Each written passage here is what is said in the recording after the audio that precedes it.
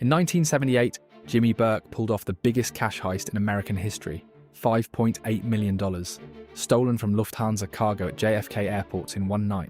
Burke's crew celebrated their perfect score, but their celebration didn't last long. Burke became paranoid. Too many people knew about the heist, too many loose ends, so he decided to tie them up, permanently. One by one, his own crew started disappearing. Some were found shot execution style, others stuffed in car trunks. A few simply vanished forever. Burke was systematically murdering everyone who knew about the robbery.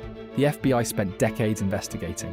They planted wiretaps, gathered mountains of evidence, watched Burke eliminate witness after witness. But Burke was careful. He covered his tracks well. In the end, only one person was ever convicted for the actual heist, not Burke.